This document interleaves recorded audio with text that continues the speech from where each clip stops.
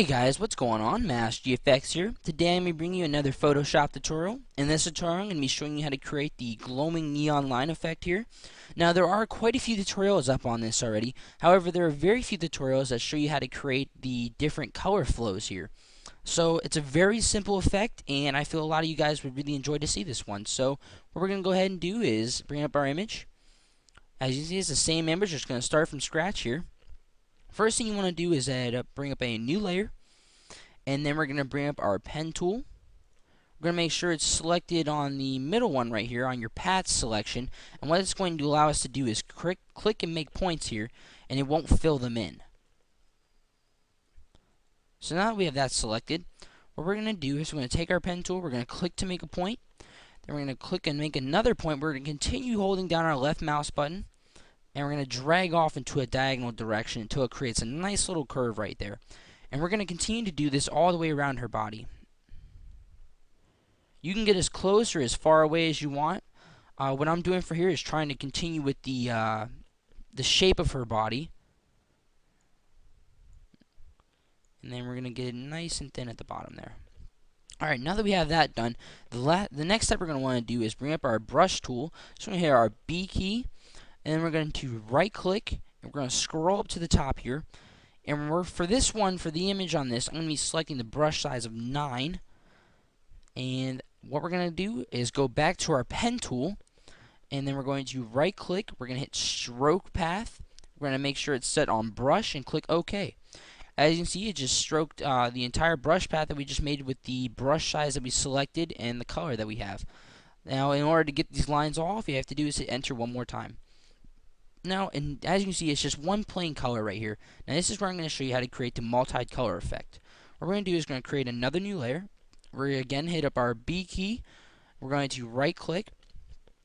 We're going to go to our size 300 brush, soft edge, and then we're going to bring up our colors. Now, as you can see, it's already set to yellow, so I'm not going to be using yellow again.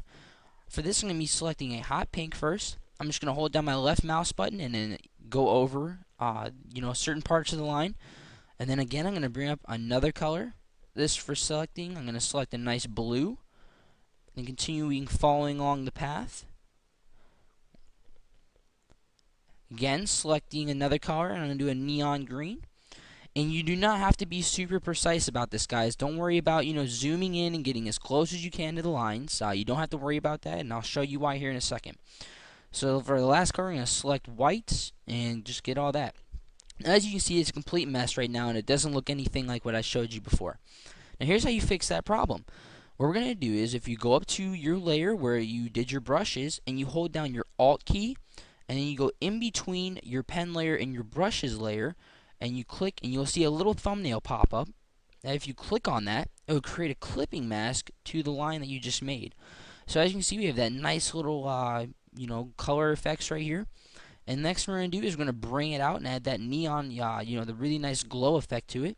So for this, we're going to go to our pen layer that we created the shape on. We're going to double click to bring up our blending options. For here, we're going to do an outer glow. We're going to set the blend mode to normal.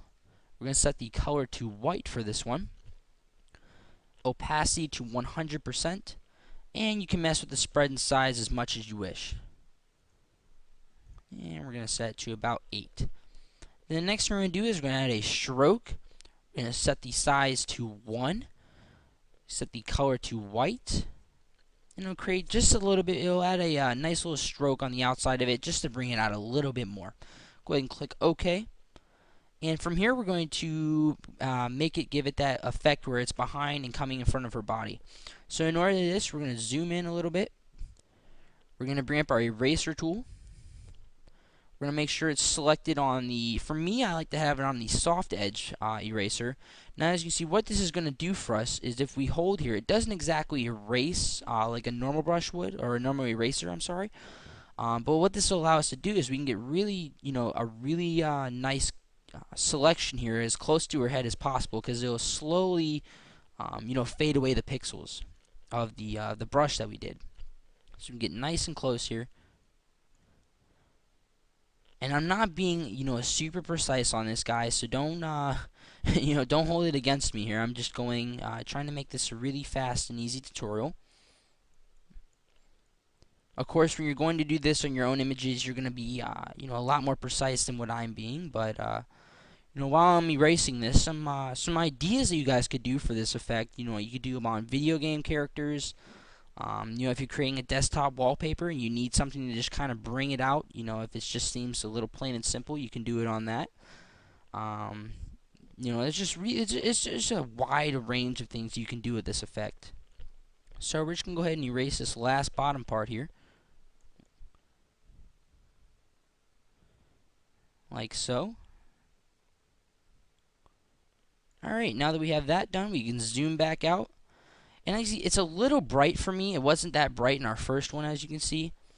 So what I wanted to do for this is I went over here to my fill option, selected the arrow, and then I just lowered the fill ratio on it. And it just kind of, a little, I don't know, I don't really know the word for it, but it just kind of took it down a little bit more. It took the tone down and just made it flow a lot better with the background. So go ahead and zoom out, and there's our image. So again, guys, this is supposed to be a quick and easy tutorial. I hope you guys enjoyed this.